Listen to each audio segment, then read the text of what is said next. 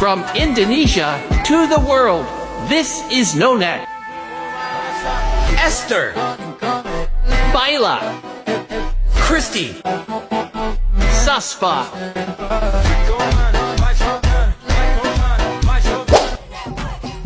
Tiba-tiba dibuat penasaran oleh satu nama baru dari Indonesia? Ya, ini bukan rumor biasa.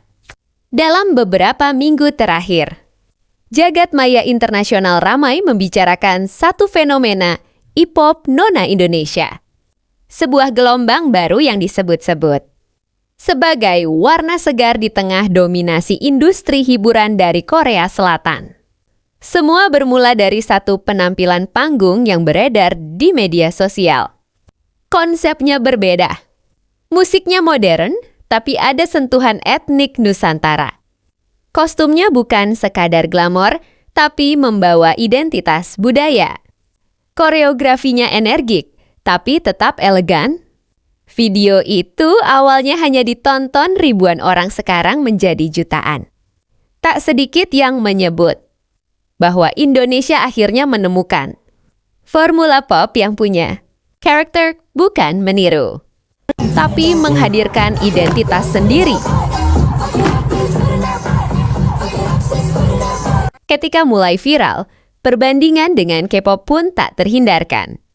Namun perlu dipahami, K-pop adalah industri besar dengan sistem manajemen matang, trainee bertahun-tahun, dan jaringan global yang kuat. Jadi ketika muncul gelombang dari Indonesia yang langsung mendapat perhatian dunia, tentu ini menjadi kejutan besar.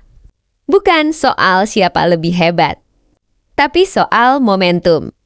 Dan saat ini, momentum itu sedang mengarah ke Indonesia.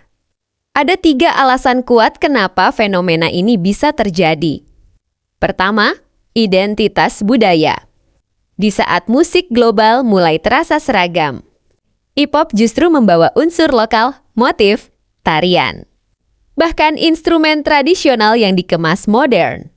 Kedua, pasar Indonesia sangat besar, dengan populasi ratusan juta. Dukungan dalam negeri saja sudah menciptakan gelombang digital yang kuat. Ketiga, era media sosial. Sekarang, tidak perlu menunggu label global untuk diakui. Jika viral, dunia akan datang sendiri.